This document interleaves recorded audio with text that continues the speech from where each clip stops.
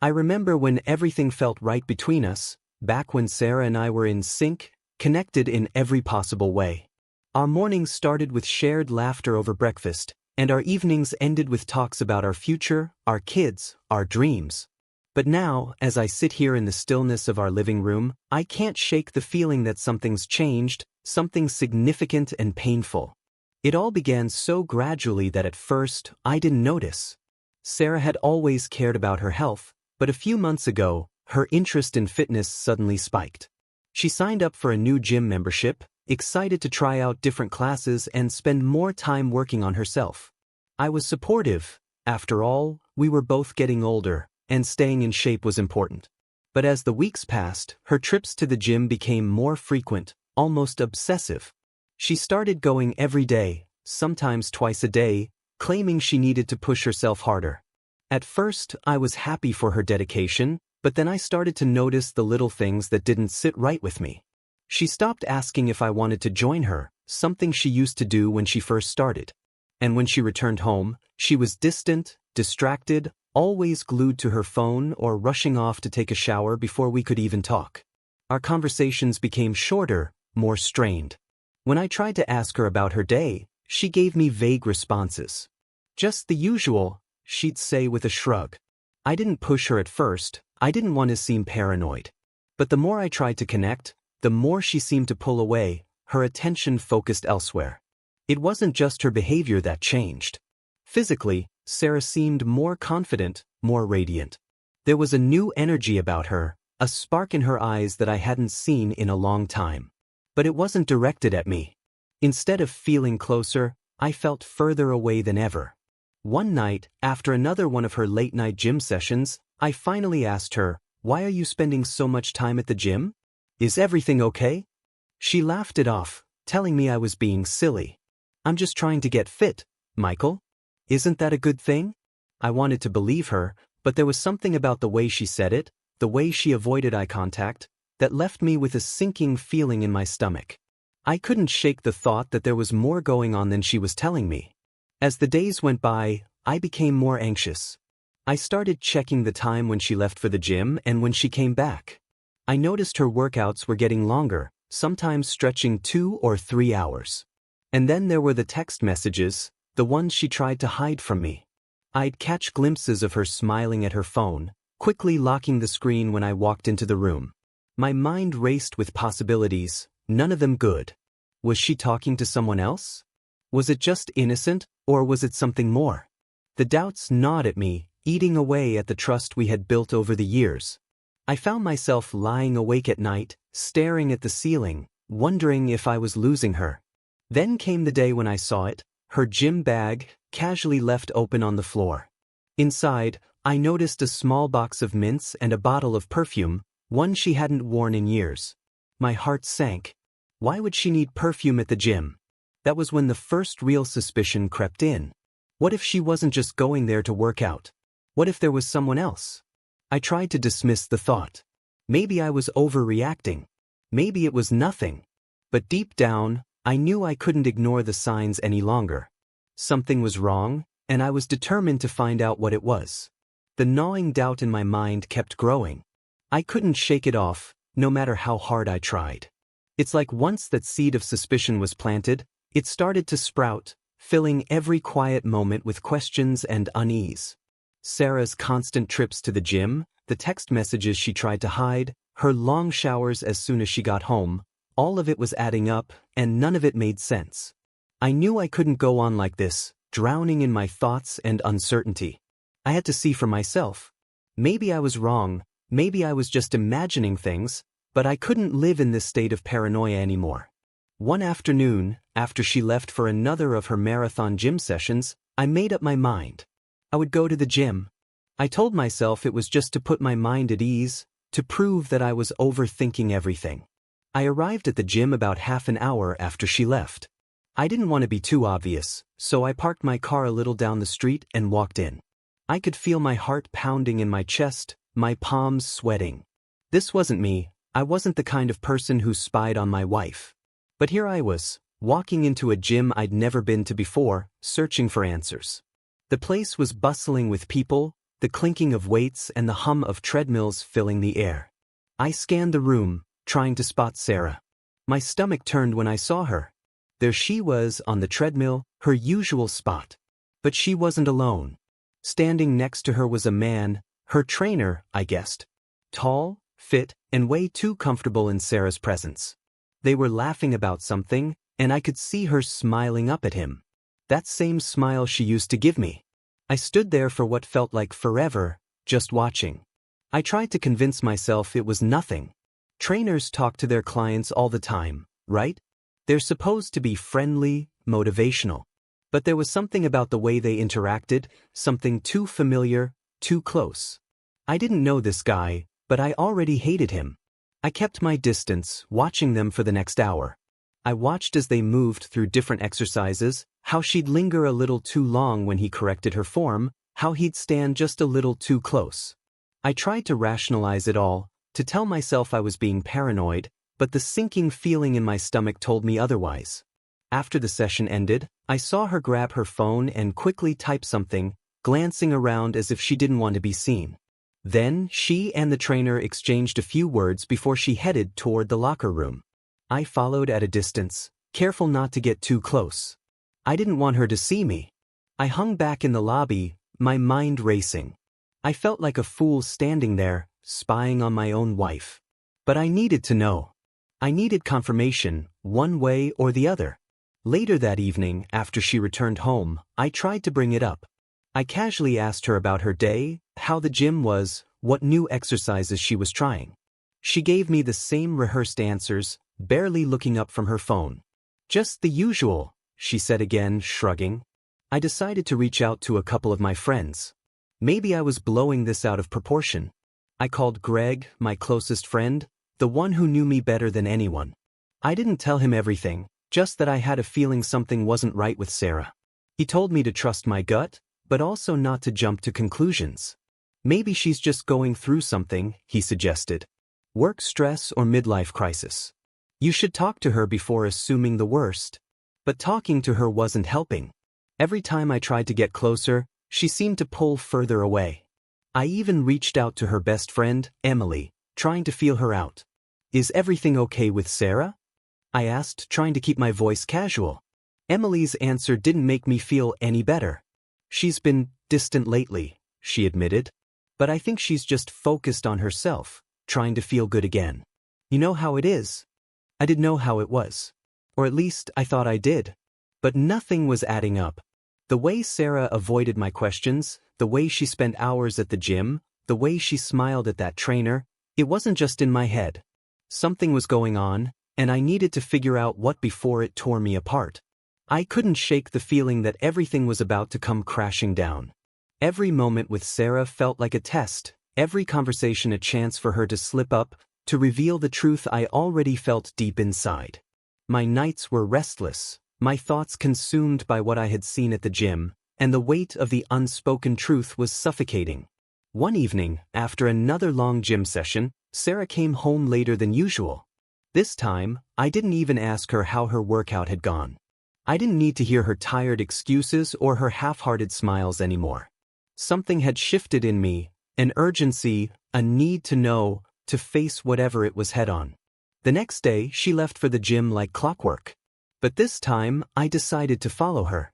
I waited for her to drive away before I grabbed my keys and quietly slipped out the door. My mind was racing. What was I going to do if I caught her? What would I say? Part of me wanted to turn back, but I knew I couldn't live in this shadow of doubt any longer. When I pulled up to the gym, I parked a bit further away and watched from a distance as she walked inside, her gym bag casually slung over her shoulder. I sat there for a few minutes, trying to gather my courage.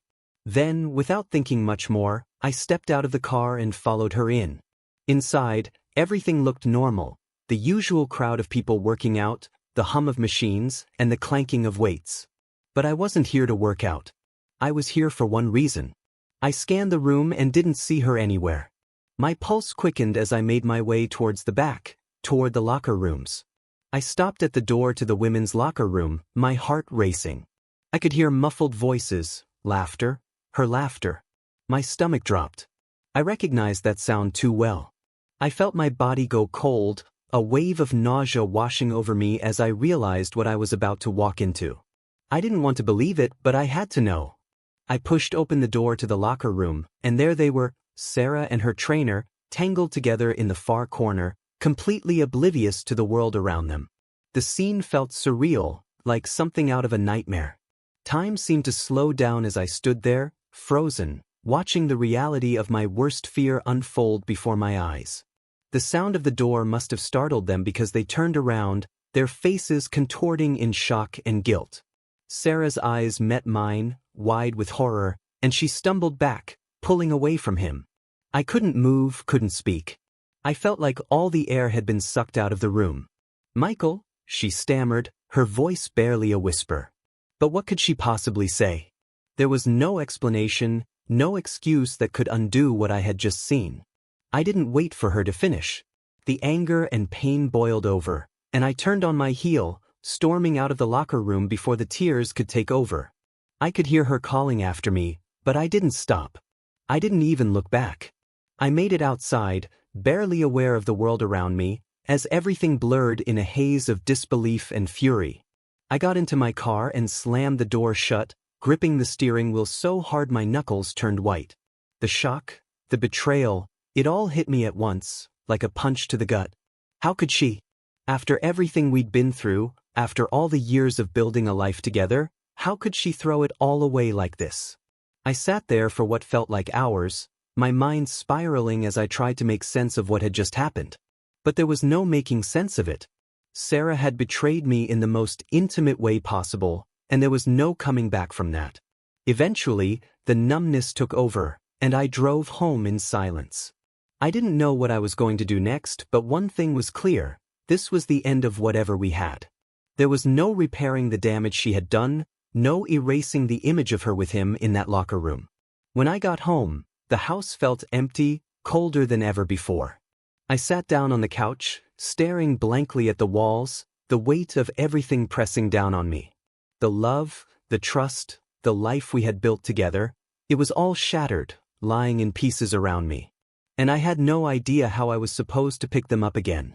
When I got home, the shock was still clinging to me, like a cold fog that wouldn't lift. I sat there for hours, just staring at the walls, unable to process the mess my life had become. It felt unreal, like I had just woken up from a nightmare that I couldn't shake off. My body was there, in the living room, but my mind was still back in that locker room, replaying the scene over and over again. I tried to piece together how we had gotten to this point. Was it my fault? Did I miss the signs earlier? I thought back to all the moments I had brushed aside my suspicions, convinced myself that I was overthinking, that Sarah couldn't, do something like this. But she did. She had made her choice, and now I had to make mine. The hours ticked by, and eventually, the numbness turned into something sharper, more painful. I felt like I was breaking apart from the inside, and there was no stopping it. Every thought I had led back to her betrayal. How could she lie to me for so long? How could she go to the gym every day, smile at me when she got home, and pretend like everything was fine? And what about the kids? How was I supposed to explain this to them? They adored Sarah, looked up to her. They didn't see the distance between us like I did. To them, we were still a family, and I was about to tear that apart. I felt the weight of that realization hit me hard, and the guilt started to set in. But what choice did I have? I couldn't stay with her. I couldn't look at her the same way anymore. Every time I'd see her face, I'd see the lies, the deception. The memory of her with him would haunt me, tainting everything we had built together. No, there was no going back. It was over. And the only way forward was to end it. I picked up my phone and scrolled through my contacts, my finger hovering over the number of a lawyer I had saved months ago, back when I first started to suspect something was wrong. At the time, it felt like an overreaction, something I'd never actually have to use. But now it was real. My marriage was ending, and I needed to protect myself and the kids. With a deep breath, I pressed the call button. The phone rang twice before the lawyer picked up. I don't even remember what I said, the words just spilled out: divorce, custody, infidelity. It all felt mechanical, like I was describing someone else's life, not my own. The lawyer was calm, professional, assuring me that we'd take the necessary steps to make sure the process was as smooth as possible. But nothing about this felt smooth. It felt like my world was crumbling. When the call ended, I sat back, staring at the phone. It was done. The first step had been taken, and there was no turning back now. I was getting a divorce. Later that night, after the kids were asleep, Sarah came home. I heard her footsteps at the door, the sound of her keys rattling as she unlocked it. My heart raced as I prepared myself for what I knew had to happen. She walked into the living room, her face tired, but not guilty. She didn't even know I had been there, that I had seen everything. And that just made it worse. "Michael," she said, her voice hesitant as she saw the look on my face. I couldn't even bring myself to respond. I just stared at her, the weight of everything unsaid between us filling the room. "We need to talk," I finally said, my voice cold and steady. Her eyes widened, and she sat down across from me, her expression tense. For a moment, I thought she might try to deny it, to explain it away. But she didn't. Maybe she knew there was no point. Maybe she saw it in my eyes. "I know about you and the trainer," I said, cutting through the silence. Her face crumpled, and for a moment, I saw something like regret flicker across her features. But it was too late for that. "I'm sorry," she whispered, her voice barely audible. "It just happened. I didn't mean for it to go this far." I couldn't listen to her excuses, not now. "I've already called a lawyer," I said, cutting her off. "This is over, Sarah. I can't do this anymore." Her eyes filled with tears, but I couldn't let myself feel anything for her. Not anymore. Whatever we had was gone, destroyed the moment she chose to betray me.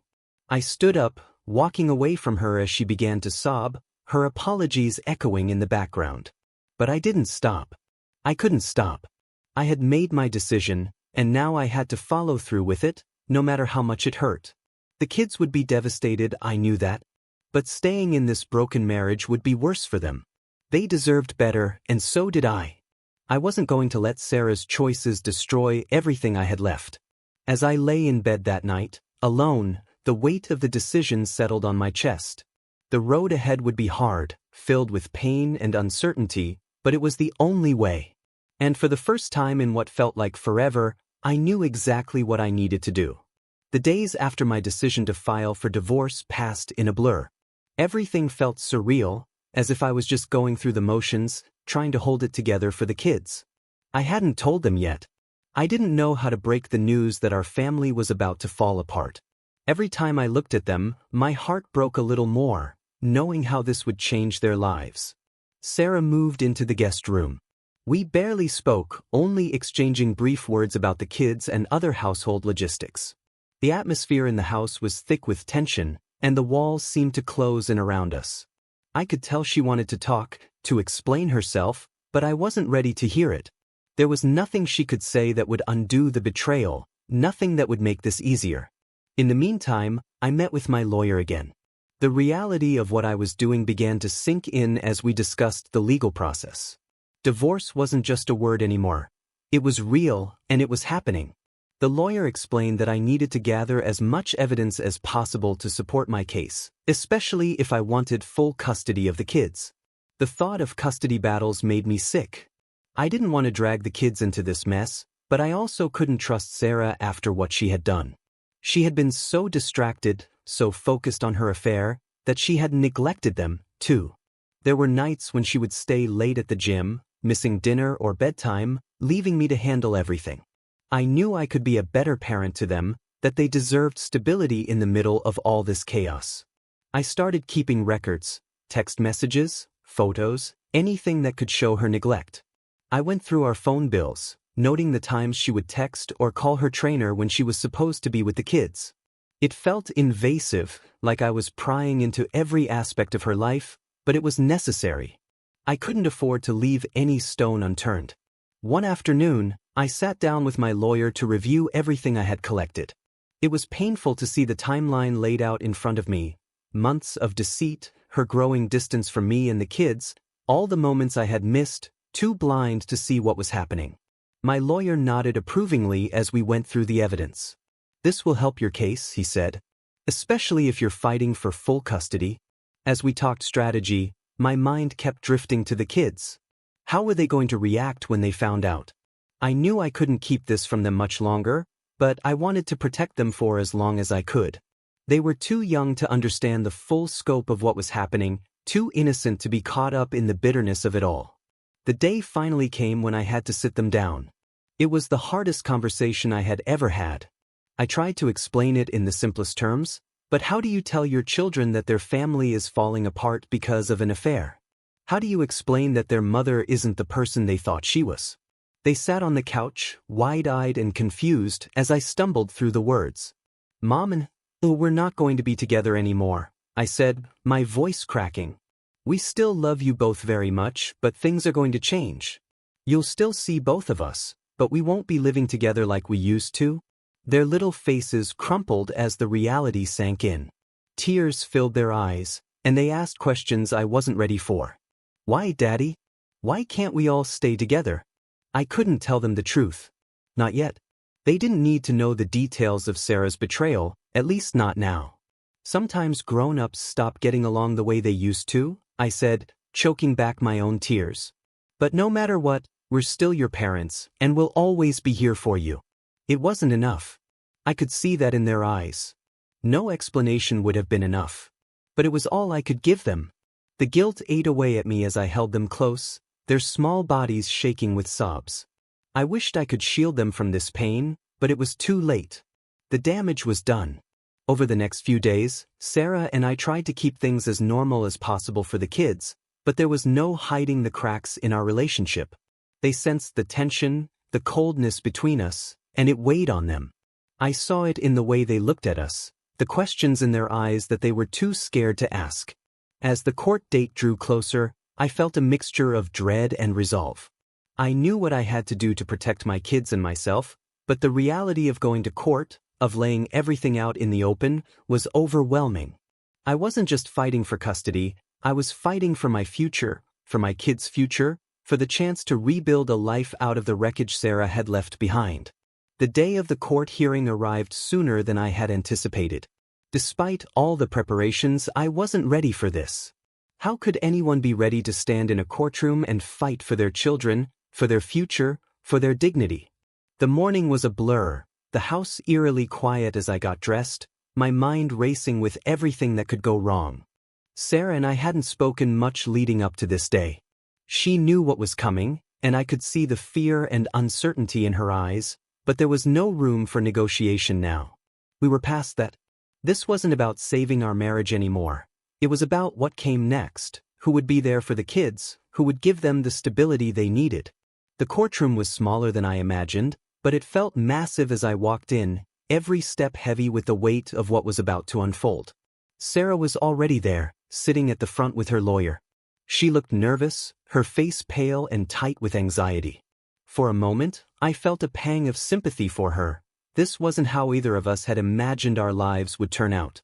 But then I remembered why we were here, and that sympathy faded into a cold resolve. My lawyer and I sat down, exchanging a few final words before the hearing began. I tried to focus on his instructions, but my mind kept wandering to the kids. What were they doing right now? Did they know what was happening? I had explained it to them as best as I could, but how could they truly understand? How could I?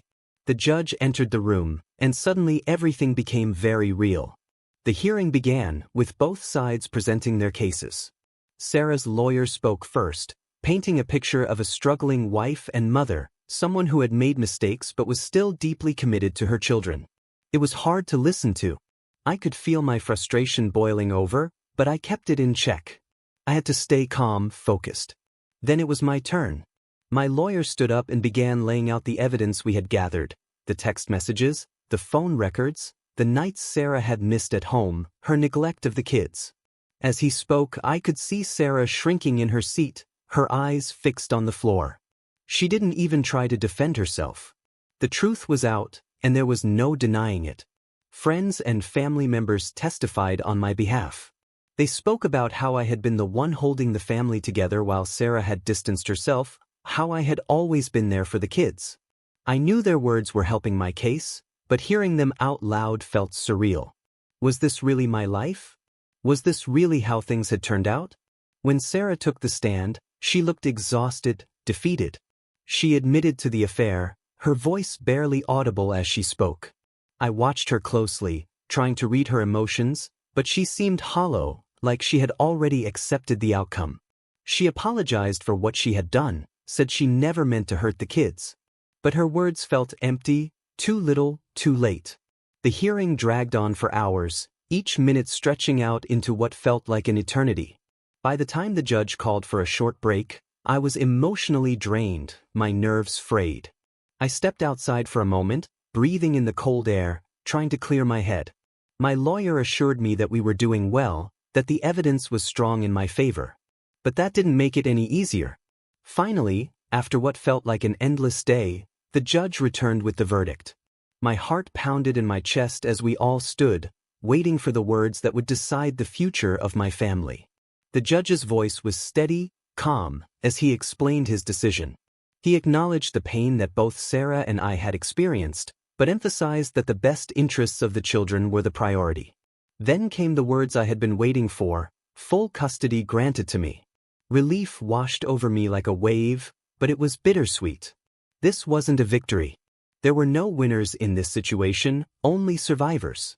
I had fought for what I believed was best for the kids, and the court had agreed. But that didn't erase the pain, the loss, the broken pieces of our family that would never fully come back together. Sarah looked devastated, her shoulders slumping as the judge finished speaking. I didn't gloat. I didn't feel triumphant. I just felt tired. This was the end of one battle, but the beginning of a long journey, one where I would have to navigate life as a single father, trying to rebuild a sense of normalcy for the kids and for myself. As we left the courtroom, I felt a mix of emotions: relief, sadness, anger, and fear for the future. The fight was over, but the healing had just begun. I knew it wouldn't be easy, but I also knew that I had done what I had to do. For the kids. For their safety. And maybe, in time, for my own. Life after the court decision felt like stepping into a new, unfamiliar world. The house was quieter than before, almost eerily so. The kids had taken the news as well as could be expected, but I could see the confusion and sadness in their eyes. They were too young to fully grasp the gravity of what had happened, but they understood enough to know that their lives had changed forever. I tried to create some sense of normalcy for them. Mornings were still filled with the usual routine: breakfast, getting ready for school, dropping them off. But there was an emptiness in those moments, a weight that lingered in the air. I could see it in the way they looked at me, the way they hesitated to ask about Sarah. They missed her, even though they didn't say it out loud. Sarah was still a part of their lives, of course.